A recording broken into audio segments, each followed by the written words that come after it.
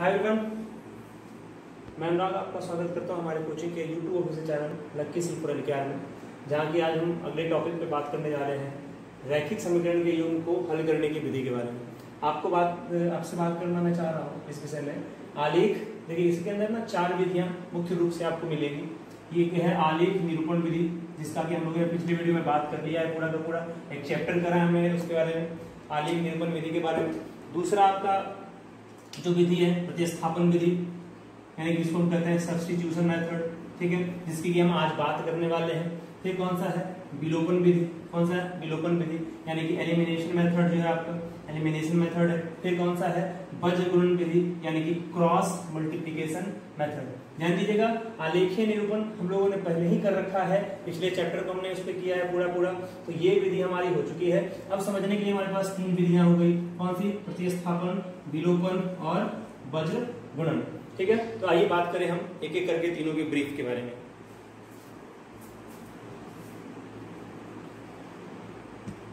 चलिए देखिएगा, हमारे पास 2 समीकरण दिए गए हैं, 7x - 2y = 1 and 3x + 4y = 15। देखिए, हम बात करें सब्स्टिट्यूशन मेथड, किसका है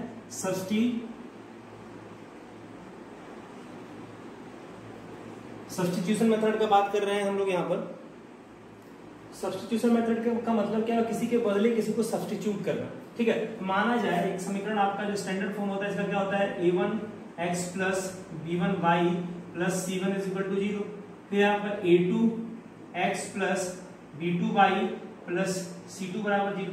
तो कहा जाता है कि जब हम इसके अंदर y का वैल्यू सब्स्टिट्यूट कर दें या फिर x का वैल्यू सब्स्टिट्यूट कर दें और उसके करके जो सॉल्व आएगा उसको हम क्या करते हैं, उस विधि को क्या करते हैं, प्रतिस्थापन विधि करते हैं। देखिए, हम लोग पिछले कुछ समय से करते आ रहे हैं उस काम को। अब इस बात को समझिएगा। मानिए समीकरण 1 की मैं बात कर रहा हूँ, किसकी, समीकरण 1 की। समीकरण 1 को यदि हम लिख दें 7x - 2y = 1 दिया गया, ये समीकरण 1 है। यदि इसको हमें आप लिख दिया जाए, आपका 7x - 1 बराबर क्या हो गया 2y, ठीक है। इस हिसाब से आपका क्या हो गया 7x - 1/2 बराबर क्या आ गया y आ गया, ठीक है। आपने क्या किया, इसको y के फॉर्म में ले आया, y के फॉर्म में आप जब ले आए इसको हम लोग क्या कर रहे हैं, समीकरण 3 रख दें।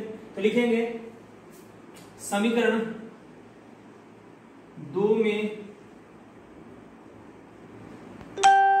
y का मान रखने पर, ठीक है। चलिए, y का मान आप समीकरण 2 में रख दें।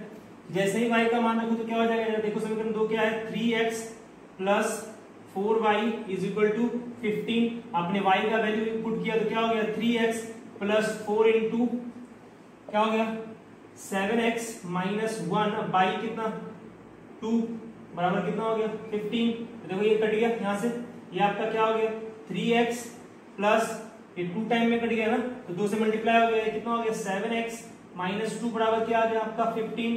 तो यहां से आपका क्या हो गया 10x बराबर 15 + 2, सॉरी क्या हो, यहां से आपका 3x और ये 2 टाइम 7 है ना, तो ये 14 हो जाएगा। ये कितना हो जाएगा 14x, ये -2 बराबर कितना हो गया 15। यहां से आप जब इसको करेंगे तो क्या हो जाएगा 17x बराबर क्या हो जाएगा 15 + 2, ठीक है। दैट मीन आपका ये हो गया 17x बराबर 17, यानी कि x का वैल्यू आपका कितना आ जाएगा 1। x का वैल्यू कितना आ गया 1। तो आप क्या करोगे, समीकरण 3 में x का मान हो तो ज्यादा आसान होगा। x का मान रखने पर हमारा समीकरण 3 क्या है, y = 7x - 1/2। ये क्या हो गया 7 × 1 - 1 क्या हो गया 2। यहां से आपका क्या आ गया 7 - 1/2, यानी कि 6/2 कट के आपका क्या आ गया 3। तो इस बात को समझिएगा, हमारे पास दोनों समीकरण दिए हुए हैं।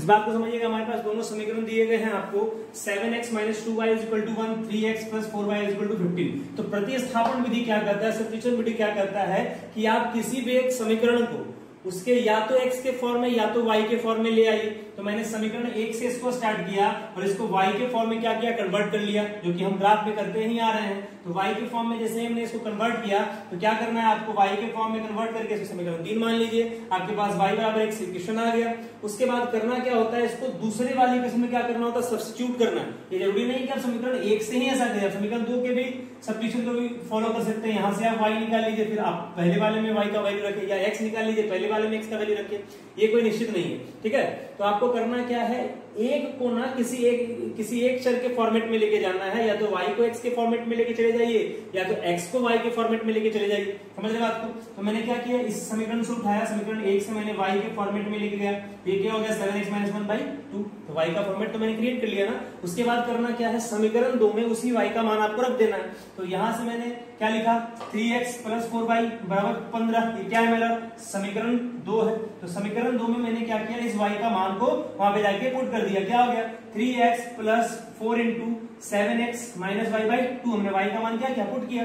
तो हमको क्या देखने को मिला, ये 2 क्या कर रहा है, काट रहा है इससे। तो ये काटेगा कितना, 2 टाइम में काट देगा, बराबर क्या हो गया 15। हमने लिखा 3x, ये 7 दूनी कितना हो गया 14x, ये कितना हो गया -2 = 15।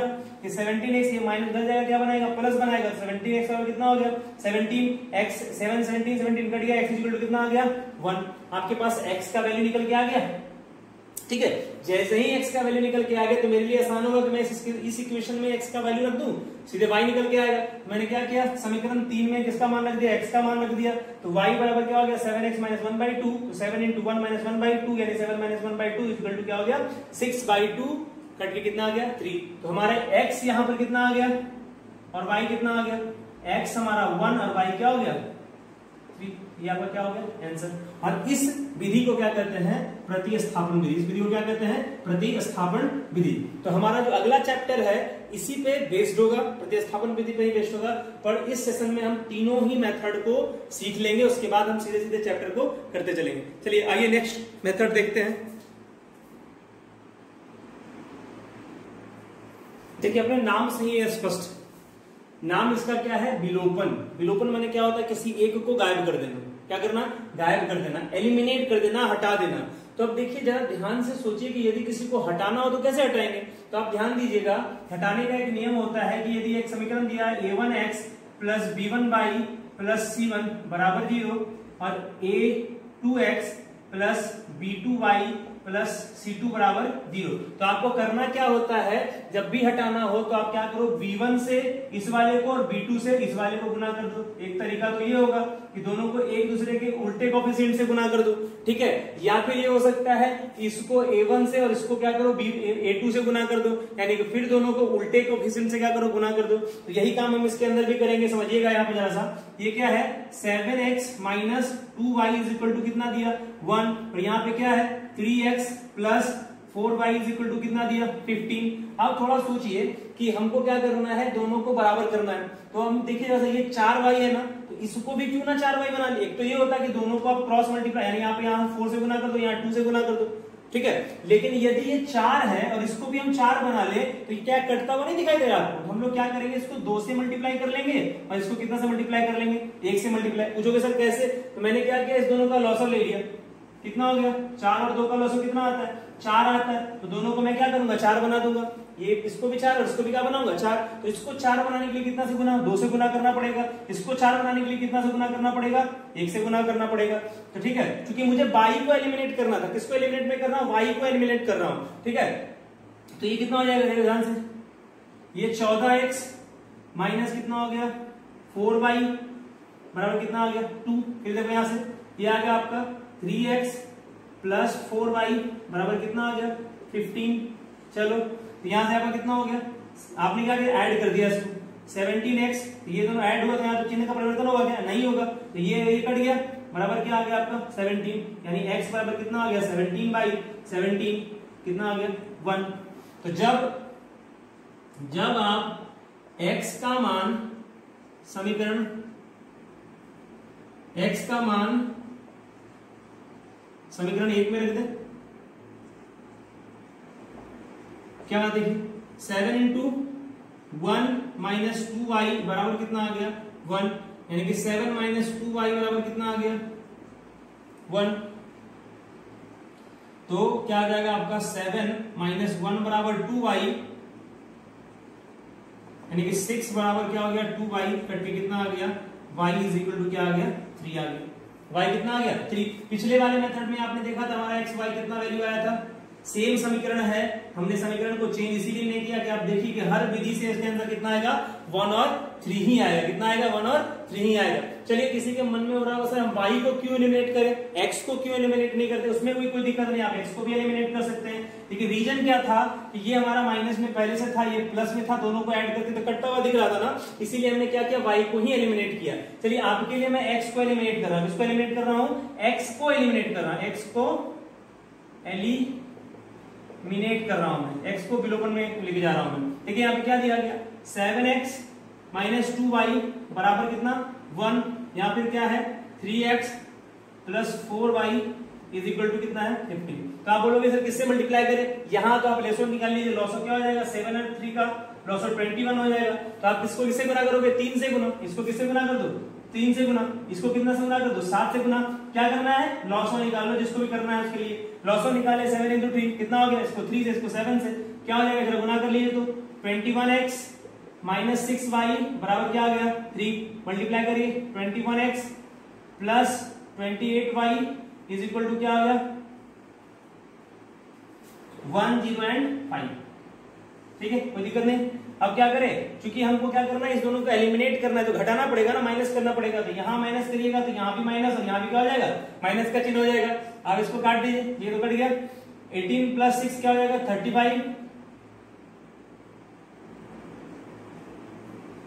और यहां आपका क्या मिल जाएगा माइनस 102। ठीक है, ये देखिए आपका माइनस माइनस कट गया, ये यहां से क्या आ गया y is equal to 3, y कितना आ गया 3, तो y का मान समीकरण 1 में रख दीजिए, क्या हो जाएगा 7x माइनस 2 इंटू 3 बराबर क्या दिया गया 1, तो आपका क्या आ गया यहां से जरा देखिए तो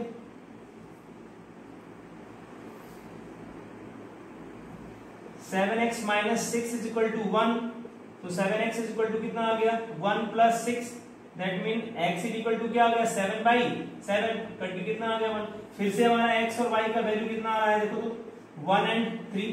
तो मेथड आप किसी भी तरह से बनाएगा आपका वैल्यू क्या आएगा 1 एंड 3, ग्राफिकल मैट्रिक्स से भी 1 आएगा, हमारा पिछला विधि जो था प्रतिस्थापन विधि उससे भी हमने क्या लाया 1 एंड 3, और इसमें भी आपने देखा कि यदि हम x को एलिमिनेट करें तब भी 1 एंड 3 आएगा, y को एलिमिनेट करें तब भी क्या आएगा 1 एंड 3 आएगा।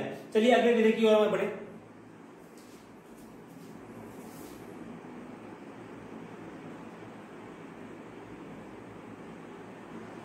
चलिए बात करें अगली विधि वज्र गुणन विधि की। देखिए समीकरण आपके पास दिया गया a1x plus b1y plus c1 is equal to 0, a2x plus b2y plus c2 is equal to क्या हो गया 0। तो इसमें करना क्या होता है, ये क्रॉस मल्टीप्लिकेशन है, इसके अंदर क्या करना होता है, मान लीजिए दोनों कोएफिशिएंट को लिख ले यहाँ पर a1 a2 b1 b2 और ये क्या हो गया c1 c2। ये किसका है x का है, ये किसका है y का है, ये किसका है कांस्टेंट पद का है। ठीक है, किसका है कांस्टेंट का है। तो देखिए इसके अंदर एक फॉर्मूला जनरेट होता है, वो किस तरह से जनरेट होता है पहले बात समझिएगा। यदि हम बात कर रहे होंगे इसमें x का, इसके लिए बात करेंगे x का,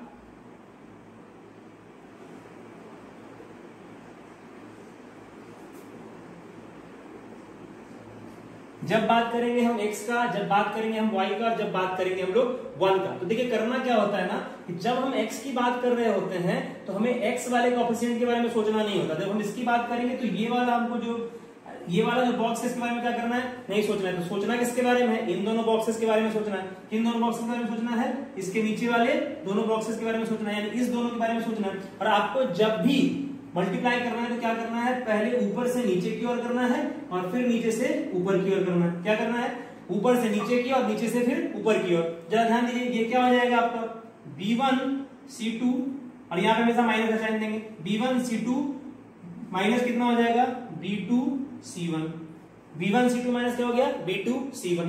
उसी प्रकार जब हम बात करेंगे y के लिए, तो y के लिए बात करेंगे तो हम फिर क्या करेंगे हमने इस बॉक्स को नहीं देखना है। जब हमने y के लिए बात करना होगा, हम लोग जब y के लिए बात कर रहे होंगे तब हम क्या करेंगे, इस वाले बॉक्स को क्या करेंगे, नहीं देखेंगे। ठीक है, इस वाले बॉक्स के लिए नहीं देखेंगे तो किसको देखेंगे, इसको देखेंगे। तो फिर से क्या करेंगे, यहाँ पे जरा ध्यान दो, हमने करना क्या है, नीचे। ठीक है, तो ये क्या हो गया, A1 C2 माइनस, फिर क्या, इधर से ऊपर की ओर करेंगे, इधर से क्या करेंगे, ऊपर की ओर करेंगे, तो ऊपर वाला कौन सा हो गया, ये वाला कंडीशन हो गया। ठीक है, तो क्या हो गया, A2 C1। लेकिन इस केस में क्या होता है ना, आपको यहां पर एक माइनस भी रखना होगा। इस केस में क्या होता है कि यहां पे आपको क्या रखना पड़ेगा, एक माइनस भी रखना पड़ेगा। ठीक है, अगले केस के लिए जब हम बात करेंगे, इसको मैं सेपरेटली अलग अलग करके लिख दे रहा हूं आपको। 3 कंडीशन हम लोग बनाते हैं, x A1 A2 y B1 B2 1 C1 C2। जब हम बात करेंगे इस वाले बॉक्स के लिए, ठीक है, जब हम बात करेंगे x के लिए, तो ये क्या हो जाएगा।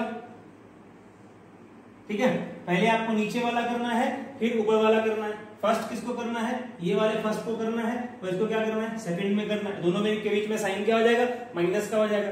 पुनः जब आप काम कर रहे हो A1 A2 B1 B2, ये क्या हो गया, C1 C2। जब आप इस वाले बॉक्स के लिए काम कर रहे हो तो इसको नहीं सोचना, यानी कि y के लिए फिर से आपने काम करना स्टार्ट किया, यानी अभी x का तो काम हो गया। जब y के लिए काम करना स्टार्ट करेंगे, फिर इस वाले बॉक्स को आपको नहीं देखना है, तो किसको देखना है, इस वाले बॉक्स को। तो ये क्या हो गया, नीचे की ओर, और इसको क्या करना, ऊपर की ओर।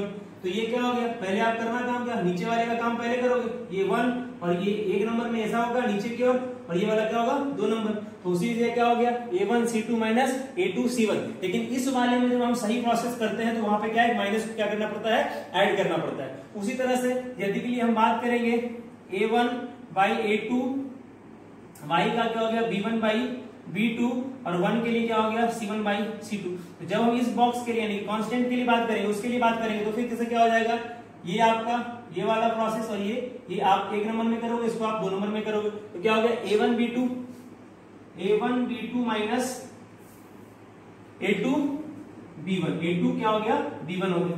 तो ये इसका फॉर्मूला है। इस बात को हम थोड़ा सा, इस वाले केस में 2 बातें हो जाती है। देखो, ये तो हमेशा ऐसा ही रहेगा, B1 C2 minus B2 C1। लेकिन अब इस माइनस को यदि हम एडजस्ट करें माइनस को, तो ये y यहां हो गया, और ये माइनस कहां चला जाएगा, इससे मल्टीप्लाई होगा, तो ये आपको क्या हो जाएगा, उल्टा हो जाएगा। तो ये A2 C1 minus A1 C2 हो जाएगा, तभी तो माइनस गायब होगा ना। बराबर क्या हो गया, 1 by A1 B2 minus A2 B1। तो ये जो फॉर्मूला होता है, ये जो आपका फॉर्मूला होता है, इसको कहा जाता है वज्र गुणनखंड बनाने का फॉर्मूला। ठीक है, क्या कहते हैं, वज्र गुणन बनाने का फॉर्मूला। तो इस बात को आप थोड़ा अच्छा से समझिएगा कि इसके अंदर करना क्या होता है। हम आइए इस एग्जाम्पल को सॉल्व करें और समझे कि किस तरह से इसको हम लोग बनाते हैं। चलिए, हमारे पास सेम इक्वेशन हमने ले रखा है, पहले जो हमने लिया था उसी को हम लोगों ने फिर से लिया है। देखिएगा, आपको करना क्या है, वही काम, x y एंड 1। ये क्या हो गया, कांस्टेंट आपका हो गया। आप ध्यान दो, x के लिए कोएफिशिएंट लिख लें, ये कितना हो गया, 7, ये हो गया 3, ये हो गया -2, ये हो गया -4, ये हो गया 1, सॉरी इसको आप -1 और -15 भी लिख सकते हैं, अदरवाइज 1 और 15 भी लिखेगा तो कोई फर्क नहीं पड़ने वाला है। लिख लीजिए -1, और ये कितना हो गया, -15। ठीक है, हमारा क्या आ गया, -1 और -15 ज्यादा बेटर होगा कि आप -1 और -15 ही इसको लिख के चलिए। यदि समीकरण को हम यदि लिखते तो किस तरह से हो जाता है, ये 7x - 2y - 1 बराबर 0, और ये कैसा हो जाता, 3x - 4y - 15 is equal to 0। समीकरण 1 और समीकरण 2 ऐसे भी लिख सकते हैं इसको, तो ज्यादा बेटर होगा कि आप इसको स्टैंडर्ड फॉर्म में लेके पहले चले जाएं, उसके बाद इस काम को करना स्टार्ट करें। चलिए आइए, x के लिए हम लोग काम करें।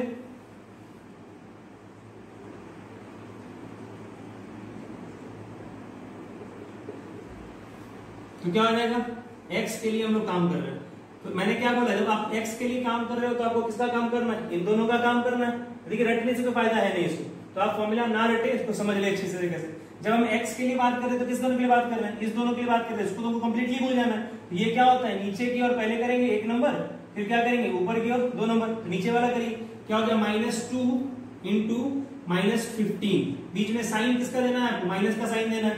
फिर आगे चलिए, ये क्या हो गया 4 इंटू क्या हो गया -1 बराबर यहाँ पे y दीजिए। y में आपको क्या करना है, उल्टा काम करना है हमको, तो क्या करना है इसमें माइनस लगा देना है। ठीक है, यदि सीधा काम, यदि हम लोग जो सीधा काम कर रहे हैं उसको करते रहेंगे तो माइनस लगाना पड़ेगा, यदि उल्टा करेंगे तो माइनस क्या करेगा, हटाना पड़ेगा। चलिए हम सीधा ही करते हैं, हमारे लिए तो सीधा ही बढ़िया मुझे लग रहा है। ठीक है, ये वाला प्रोसेस तो इसको मिटा देते हैं। हमको अब किसके लिए काम करना है, y के लिए काम करना है। y के लिए सोच रहे हैं ना, तो y के लिए सोच रहे हैं तो क्या छोड़ेंगे, इसको छोड़ देंगे। इस वाले बॉक्स को क्या करना है, कंप्लीटली भूल जाना है आपको। करना क्या है, इस दोनों का, यानी कि 7 को इससे और इसको किससे करना है, इससे करना है। तो चलिए आइए, 7 इंटू -15, बीच में साइन माइनस का, ये क्या हो गया 3 इंटू -1।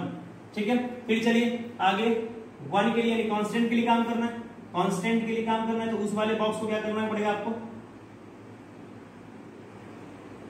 अब काम करना किसके लिए, इसी के लिए करना है ना जी, इस कांस्टेंट के लिए करना है। तो कांस्टेंट वाले बॉक्स को क्या करेंगे हम लोग, गायब कर देंगे। तो कांस्टेंट वाला बॉक्स गायब हो गया। चलिए अब क्या काम करें, फिर से काम आप वही करना है, पहले नीचे फिर ऊपर 1 और ये क्या हो गया आपका 2। तो करिए, क्या हो गया 7 इंटू 4 -2 इंटू 3। तो चलिए सॉल्व करके आपका क्या आ रहा है, x y 15 दूनी 30 माइनस माइनस क्या हो गया प्लस, ये माइनस माइनस क्या हो गया प्लस, बराबर क्या आ गया -y 7 इंटू 5 हो गया -105 और ये क्या हो गया +3 बराबर आपको उधर क्या मिल गया, देखिए तो सचक 28 और माइनस कितना, माइनस माइनस प्लस कितना 6 हो गया। ठीक है, अब आपका यहाँ पे आपको मिल गया x बाई 34 बराबर माइनस y बाई -102 बराबर कितना आ गया 1 बाई 34। ठीक है, अब जरा ध्यान से देखिए, ये दोनों माइनस कट गया। अब क्या करिए, बराबर करिए एक एक करके, क्या कर दीजिए, बराबर कर दीजिए इसको। x बाई 34 बराबर किसके साथ कर दीजिए 1 बाई 34 के साथ, और दूसरा आपका क्या हो गया y बाई 102 बराबर किसके साथ, कांस्टेंट वाले पद के साथ, ताकि हमारा x और y का वैल्यू निकल जाए। ठीक है, तो जैसे इसको देखें तो आपको क्या दिख रहा है, ये दोनों कटता हुआ दिखाई दे रहा है। x का वैल्यू कितना आ गया 1 आ गया। यहां से आइएगा तो y को आप क्या लिख सकते हैं 102 बाई 34 कट के कितना आ गया 3, यानी कि वैल्यू ऑफ x y आपने फिर से कितना निकाल के ले आए 1 एंड 3। फिर से आपका x और y का वैल्यू कितना आ गया 1 एंड 3। तो आपने तीनों मेथड को देखा, आपने बज्रगुणनधन देखा, आपने विलोपन देखा, आपने प्रतिस्थापन विधि देखा। हर बार इसी क्वेश्चन के लिए वैल्यू क्या मेरा आ रहा था 1 एंड 3 आ रहा था। क्या आ रहा था 1 एंड 3 आ रहा था। तो ये बातें आपको स्पष्ट हो गई कि विधि कोई भी हो, किसी भी विधि से हल करिए, आपका आंसर तो क्या आना है 1 एंड 3 ही आना है। तो हमारे पास विधियां कितनी थी, 4 विधियां थी। ग्राफ के बारे में हम लोग पहले ही क्लास में बात कर चुके हैं। उसके बाद आज हमने 3 विधियां, प्रतिस्थापन विधि, विलोपन विधि और बज्रगुणनखंड विधि पढ़ी। चलिए एक बार मैं इसके फॉर्मूला को आपके सामने फिर लिख दे रहा हूं, उसको आप नोट कर लीजिए, कोशिश करिए इस बात को समझने का, ये रटने की कोई जरूरत नहीं है इसको। ठीक है, और एग्जाम के लिए क्रॉस मल्टीप्लिकेशन ज्यादा इंपॉर्टेंट होता नहीं है, बट नॉलेज आपको होना चाहिए। यदि कभी एग्जाम में एग्जामिनर पूछ देता है आपसे, तो आपको उसके लिए ना पहले से प्रिपेयर होना चाहिए। ज्यादातर तो ये चीजें पूछी नहीं जाती एग्जाम के अंदर, क्रॉस मल्टीप्लिकेशन मेथड को यूज नहीं किया जाता है। यदि कभी पूछ दिया कि आप इस पर्टिकुलर क्वेश्चन को क्रॉस मल्टीप्लिकेशन मेथड से बनाइए, तब तो आपको बनाना पड़ेगा इससे। लेकिन यदि आपको नहीं बोला जाता है कि इसको क्रॉस मल्टीप्लिकेशन मेथड या किसी भी मेथड से बनाइए, तो आपको जौन सा मेथड आपको समझ में आता है उस मेथड को आप यूज कर सकते हैं। सबसे इजी तो आपको विलोपन विधि ही लगी होगी, जनरली लोग उसको यूज भी करते हैं, तो आप उसको ही लेके चलिए।